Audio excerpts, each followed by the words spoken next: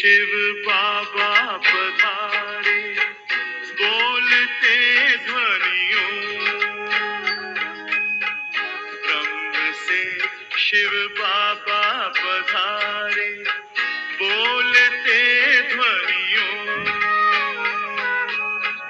ब्रह्म मुख से मधुर वाणी, बोलते ध्वनियों। ब्रह्म से शिव बाबा पधारे, ओम ओम।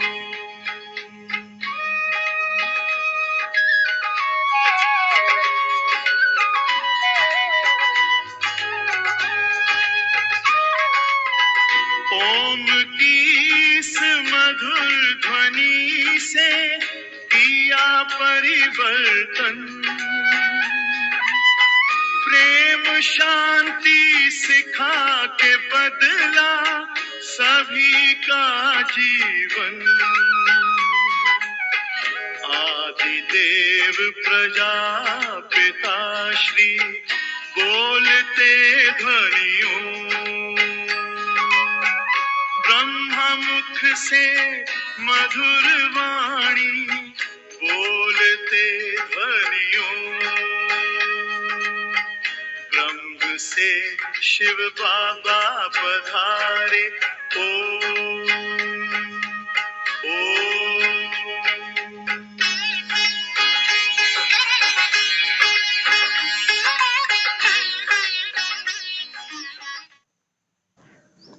ओम शांति। आज सतगुरुवार को 22/8/24 के साकार बाप दादा के महावाक्य सुनेंगे। मीठे बच्चे, तुमने सारे कल्प में ऑलराउंड पार्ट बजाया, अब पार्ट पूरा हुआ, घर चलना है। मीठे बच्चे, तुमने सारे कल्प में ऑलराउंड पार्ट बजाया, अब पार्ट पूरा हुआ, घर चलना है। प्रश्न: तुम बच्चे अपने भाग्य की महिमा किन शब्दों में करते हो? उत्तर: हम हैं ब्राह्मण चोटी, हमें निराकार भगवान बैठ पढ़ाते हैं। दुनिया में मनुष्य मनुष्य को पढ़ाते, लेकिन हमें स्वयं भगवान पढ़ाते हैं, तो कितने भाग्यशाली हुए। प्रश्न: इस ड्रामा में सबसे बड़ा पोजीशन किसका है? उत्तर: निराकार बाप का। वह तुम सब आत्माओं का बाप है। सब आत्माएं ड्रामा के सूत्र में बांधी हुई हैं। सबसे बड़ा पोजीशन बाप का है। ओम शांति। रूहानी बच्चों से रूहानी बाप पूछ रहे हैं, मीठे मीठे बच्चों, अपना घर शांति धाम याद है? भूल तो नहीं गए हो? अब 84 का चक्र पूरा हुआ। कैसे पूरा हुआ है यह भी तुम समझ गए हो। सतयुग से लेकर कलयुग अंत तक ऐसे और कोई भी पूछ ना सके। मीठे मीठे लाडले बच्चों से बाबा पूछते हैं, अब घर चलना है ना? घर चलकर फिर सुख धाम में आना है। यह सुख धाम तो नहीं है, यह है पुरानी दुनिया दुख धाम। वह है शांति धाम, सुख धाम। अब इस दुख से मुक्त हो जाना है, मुक्ति धाम। मुक्ति धाम अथवा शांति धाम जैसे कि सामने खड़े हैं, वह है घर। फिर तुम नए विश्व में आएंगे जहां पवित्रता सुख शांति भी होगी। यह तो समझते हैं ना, गाते भी यह हैं। बाप को भी पुकारते हैं, हे पतित पावन, इस पतित दुनिया से हमको ले चलो, इसमें बहुत दुख है। हमको सुख में ले चलो, स्मृति में आता है। स्वर्ग को सब याद करते हैं, शरीर छोड़ा कहेंगे स्वर्ग पधारा। Left for heavenly abode. किसने लेफ्ट किया? आत्मा ने। शरीर तो नहीं जाता है, आत्मा ही जाती है। अभी तुम बच्चे ही शांति धाम सुख धाम को जानते हो और कोई नहीं जानते। तुम बच्चों की बुद्धि में नॉलेज है शांति धाम क्या है और सुख धाम क्या है। तुम सुख धाम में थे, अब फिर दुख धाम में आए हो। सेकेंड, मिनट, घंटे, दिन, वर्ष बीत गए। अब 5000 वर्ष में बाकी कुछ दिन रहते हैं। बाप बच्चों को स्मृति दिलाते रहते हैं। बहुत सहज बात है, इसमें मूझने की तो दरकार ही नहीं। आत्मा 84 जन्म कैसे लेती है यह भी किसको पता नहीं है। लाखों वर्ष की बात तो किसको याद भी रहना मुश्किल है। या है ही 5000 वर्ष की बात। व्यापारी लोग भी स्वास्तिका चोपड़े पर निकालते हैं, उसको गणेश कह देते हैं, गणेश को हाथी की सूंड दिखाते हैं, मनुष्य पैसा खर्च करते हैं, चित्र आदि बनाते, इसको कहा जाता है वेस्ट ऑफ टाइम। तुम्हारे में कितनी ताकत थी, वह दिन प्रतिदिन कम होती गई है, जैसे मोटर से पेट्रोल कम होता जाता है। अब तो तुम बहुत कमजोर हो गए हो। 5000 वर्ष पहले भारत क्या था? अथाह सुख थे, कितना जबरदस्त धन था। यह राज्य उन्होंने कैसे पाया? राजयोग सीखे थे, इसमें लड़ाई आदि की बात ही नहीं। इनको कहा जाता है ज्ञान के अस्त्र शस्त्र, और कोई स्थूल बात नहीं है। ज्ञान के अस्त्र शस्त्र हैं, ज्ञान, विज्ञान, याद और ज्ञान की कितने बड़े जबरदस्त अस्त्र शस्त्र हैं। सारे विश्व पर तुम राज्य करते हो। देवताओं को कहा जाता है अहिंसक। अभी तुम बच्चों को मनुष्य से देवता बनने की शिक्षा मिल रही है। तुम जानते हो हम हर 5000 वर्ष के बाद बेहद के बाप से यह बेहद का वर्षा ले रहे हैं।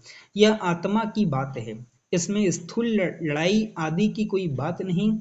आत्मा पतित बनी है, इसलिए वह पावन होने के लिए बाप को बुलाती है।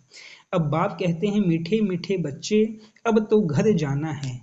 यह है जीव आत्माओं की दुनिया, वह है आत्माओं की दुनिया। उसको जीव आत्माओं की दुनिया नहीं कहेंगे। यह घड़ी घड़ी स्मृति में लाना चाहिए, हम दूर देश के रहने वाले हैं। हम आत्माओं का घर है ब्रह्मांड, यह भी बुद्धि में रहे, हम वहां रहते हैं, इस आकाश तत्व से पार, जहां सूर्य चांद भी नहीं होते। हम वहां के रहने वाले, यहाँ पार्ट बजाने आए हैं। 84 का पार्ट बजाते हैं। सब तो 84 जन्म ले नहीं सकते, आहिस्ते आहिस्ते ऊपर से उतरते आते हैं। हम ऑलराउंडर हैं, सब काम करने वाले को ऑलराउंडर कहा जाता है। तुम भी ऑलराउंडर हो, आदि से अंत तक तुम्हारा पार्ट है।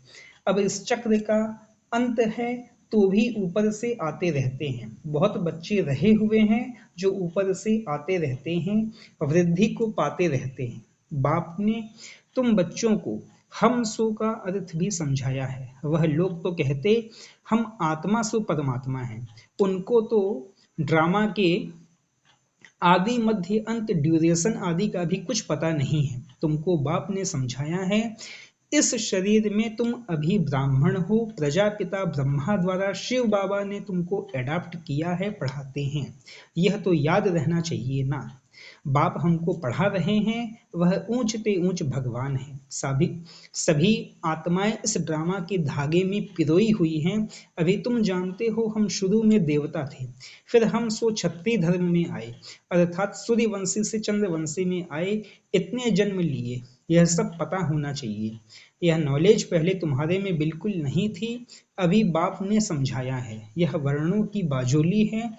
अभी फिर शुद्ध से ब्राह्मण बने हो, ब्राह्मण से फिर देवता बनेंगे, विराट रूप दिखाते हैं ना। तुम्हारी बुद्धि में सारा ज्ञान है, कैसे हम नीचे उतरे, फिर ब्राह्मण कुल में आए, फिर डीटी डिनाइस्टी में आए। अभी तुम ब्राह्मण हो, चोटी चोटी सबसे ऊंच होती है। तुम्हारे जैसा ऊंच कुल कौन कहलावे। भगवान बाप आकर तुमको पढ़ा रहे हैं। तुम कितने भाग्यशाली हो, अपने भाग्य की कुछ महिमा तो करो। बाहर में तो सब मनुष्य मनुष्य को पढ़ाते हैं, यह तो है निराकार बाप। यह बाप कल्प कल्प एक ही बार आकर नॉलेज देते हैं। पढ़ाई तो हर एक पढ़ते हैं ना। बैरिस्टर की नॉलेज पढ़कर बैरिस्टर बनते हैं। वह सब मनुष्य मनुष्य को पढ़ाते आते हैं। अभी यह है भगवान वाच। मनुष्य को तो कभी भगवान नहीं कहा जाता है, वह तो है निराकार। यहाँ आकर तुम बच्चों को पढ़ाते हैं। पढ़ाई ना सूक्ष्म वतन में न मूल वतन में पढ़नी होती है, पढ़ाई होती ही यहाँ है। इसमें मूझने की तो कोई बात ही नहीं। स्कूल में कभी स्टूडेंट कहेंगे क्या कि हम मूझते हैं? हमको निश्चय नहीं होता। पढ़ाई को पढ़कर अपना स्टेटस लेते हैं। यह लक्ष्मी नारायण सतयुग आदि में विश्व के मालिक कैसे बने? जरूर बाप द्वारा बने। बाप तो सच बताएंगे, भगवान कोई रॉन्ग थोड़े ही बता सकते हैं। बड़ा भारी इम्तिहान है। इस समय तो है प्रजा का प्रजा पर राज्य। राजा रानी है नहीं, सतयुग में थे, अभी कलयुग अंत में है नहीं। इसको कहा जाता है पंचायती राज्य। गीता में लिख दिया है, कौरव और पांडव, रूहानी पंडे तो तुम होना, सबको रूहानी घर का रास्ता बताते हो। वह है तुम आत्माओं का रूहानी घर। रूह जन्म लेकर पार्ट बजाती है। यह बातें तुम्हारे सिवाय और कोई नहीं जानते। ऋषि मुनि आदि कोई भी न रचता को न रचना के आदि मध्य अंत को जानते हैं। लाखों वर्ष कह देते हैं, परंतु उनका भी कोई पूरा हिसाब किताब नहीं है। आधा आधा भी हो ना सके। पूरा आधा सुख धाम, फिर पूरा आधा दुख धाम। यह है पतित दुनिया विशस, और वह है वाइसलेस। बाप कितना ऊंच पे ऊंच है, परंतु कितना साधारण है। कोई बड़े आदमी ऑफिसर्स आदि से मिलते हैं तो उनको कितना रिगार्ड देते हैं। पतित दुनिया में पतित मनुष्य ही पतितों का दीदार करते हैं। पावन तो हैं ही गुप्त, बाहर से दिखाई कुछ नहीं पड़ता है। बाप को कहा जाता है नॉलेजफुल, ब्लिसफुल। सब बातें बाप में फुल हैं, इसलिए उनको ज्ञान का सागर कहा जाता है। हर एक मनुष्य के पोजीशन की महिमा अलग अलग है। वजीर को वजीर, प्राइम मिनिस्टर को प्राइम मिनिस्टर कहेंगे। या फिर है ऊंच पे ऊंच भगवान। सबसे बड़ा पोजीशन है निराकार बाप का, जिसके हम सब बच्चे हैं। वहां हम सब बाप के साथ परम धाम में रहते हैं। वह है घर। यहाँ सबको अपना अपना पार्ट मिला हुआ है। कोई एक जन्म का भी पार्ट बजा कर वापस चले जाते हैं। बाप समझाते हैं, यह मनुष्य सृष्टि का वैरायटी झाड़ है, एक ना मिले दूसरे से। आत्मा तो एक जैसी है, बाकी शरीर एक ना मिले दूसरे से। नाटक भी दिखाते हैं जिसमें एक जैसी दो शक्ल बनाते हैं, जिसमें मूंझ जाते हैं कि पता नहीं हमारा पति यह है या यह तो बेहद का खेल है। इसमें एक ना मिले दूसरे से। हर एक के फीचर्स अलग अलग हैं। आयु भले एक जैसी हो, परंतु फीचर्स एक जैसे हो ना सके। हर जन्म में फीचर्स बदलते जाते हैं। कितना बड़ा बेहद का नाटक है, तो उनको जानना चाहिए ना। सारे सृष्टि के आदि मध्य अंत का ज्ञान तुम्हारी बुद्धि में है। हर एक का ड्रामा में जो पार्ट है वही बजाएंगे। ड्रामा में कोई रिप्लेस हो नहीं सकता। बेहद का ड्रामा है ना। जन्म लेते रहते हैं, सबके फीचर्स अलग अलग हैं। कितने वैरायटी फीचर्स हैं, यह नॉलेज सारी बुद्धि से समझने की है।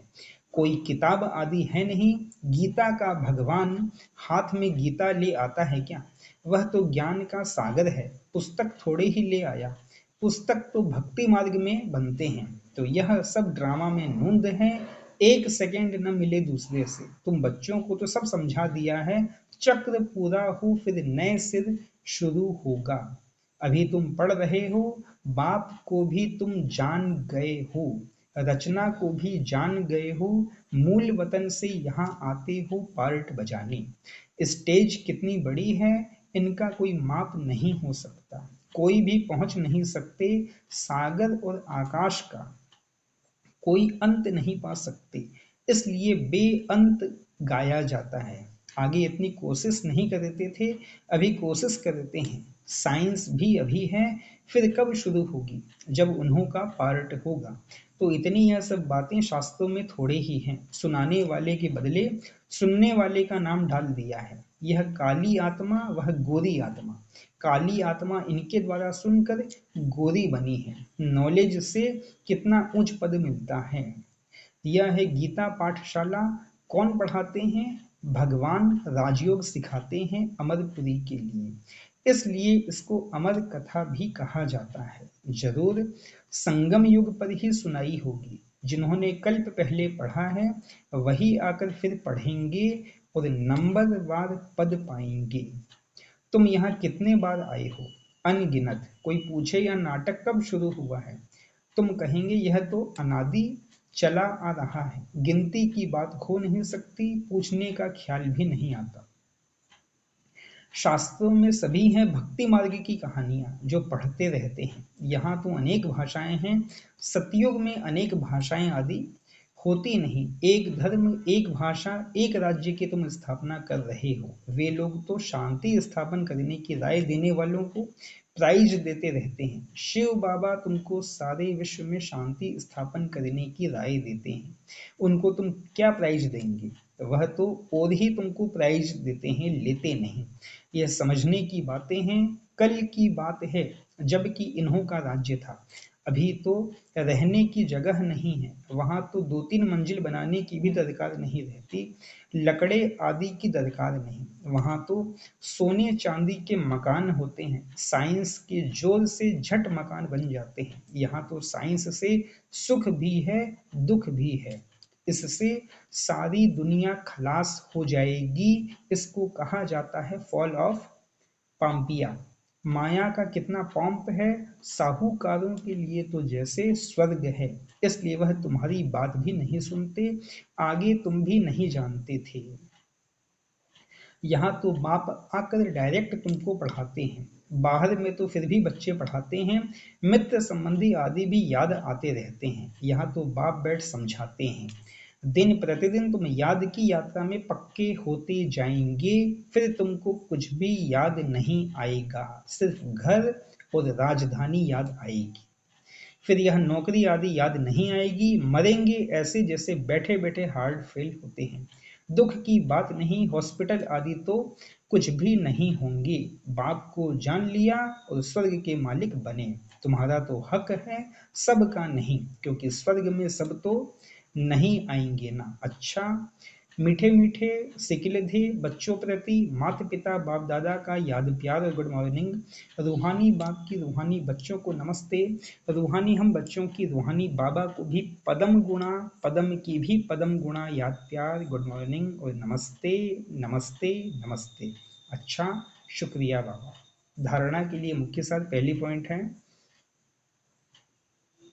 रूहानी पंडा बन सबको रूहानी घर का रास्ता बताना है। ज्ञान और योग के अस्त्र शस्त्र से सारे विश्व पर राज्य करना है। डबल अहिंसक बनना है। दूसरा, 84 जन्मों का ऑलराउंड पार्ट बजाने वालों को अभी ऑलराउंडर बनना है। सब काम करने हैं। बेहद के वैरायटी ड्रामा में हर एक एक्टर का पार्ट देखते हुए हर्षित रहना है। वरदान, अविनाशी उमंग उत्साह द्वारा तूफान को तोहफा बनाने वाले श्रेष्ठ ब्राह्मण आत्मा भव। अविनाशी उमंग उत्साह द्वारा तूफान को तोहफा बनाने वाले श्रेष्ठ ब्राह्मण आत्मा भव। उमंग उत्साह ही ब्राह्मणों की उड़ती कला के पंख हैं। इन्हीं पंखों से सदा उड़ते रहो। यह उमंग उत्साह आप ब्राह्मणों के लिए बड़े से बड़ी शक्ति है। नीरस जीवन नहीं है। उमंग उत्साह का रस सदा है। उमंग उत्साह मुश्किल को भी सहज कर देता है। वे कभी दिल शिकस्त नहीं हो सकते। उत्साह तूफान को तोहफा बना देता है।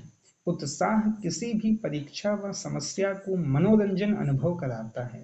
ऐसे अविनाशी उमंग उत्साह में रहने वाले ही श्रेष्ठ ब्राह्मण हैं। स्लोगन, शांति की वास धूप जगाकर रखो तो अशांति की बास समाप्त हो जाएगी। शांति की वास धूप जगाकर रखो तो अशांति की बास समाप्त हो जाएगी। अच्छा, ओम शांति। सोहनी सूरत मोहनी मूरत ज्ञान के मोती, भव्य मुख पर चंद्रमासी चमकती ज्योति, दिव्य दर्शन दिव्य वाणी बोलते ध्वनियों, ब्रह्मा मुख से मधुर वाणी बोलते ध्वनियों, ब्रह्म से शिव बाबा पधारे। ओम